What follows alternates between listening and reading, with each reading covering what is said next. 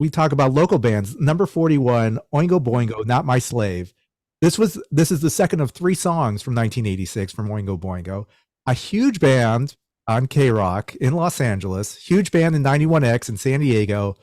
Well, I don't know, on BCO. Had you ever heard? I mean, you probably knew Yeah, of well, them. like I said, BCO man was and there was a really cool underground station called KFML for a while, and that would play the really wild stuff. And so when Oingo Boingo came out, I fell in love with them immediately. But it wasn't the, what I would call the novelty Oingo Boingo, the weird science and Dead Man Party. It was, only a lad in the upbeat, just almost ska jazz thing that they did. It was just ferocious music that nobody had ever heard before. And being a impressionable kid, you're like, what is this? Yeah. I'm intrigued. And I got a chance to meet Danny Elfman at KBCO and talk about somebody who's just in their head. This guy was beyond smart. And talking to him, we were playing the single. I can't remember what the single was at the time. And he goes, hey, didn't you get the EP Pro with the alternate remix of this da da da da da? And we did, but we threw it in the pitch pile.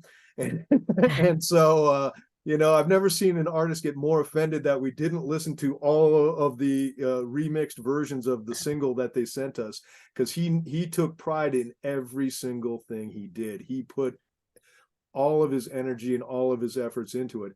And that's the beauty of Oingo Boingo. This is a complete band. Stylistically, they're cool. Lyrically, they're cool. Tight as any band you'll ever hear. I mean, these guys have everything going on.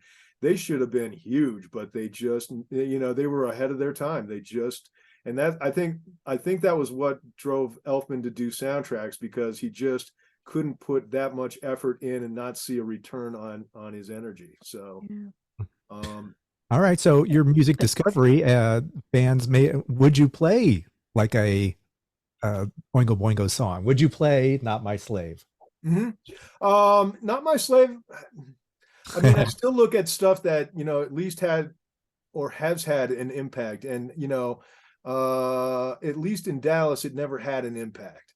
But that doesn't mean I can't introduce people to it now.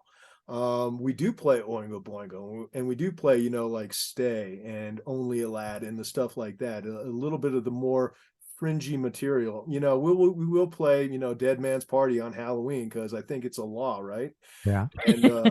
And so that will always have a home. And the deeper stuff, we're putting it out there, and sometimes it works, sometimes it doesn't, because we do have a sound that we do go to, so it's really consistent.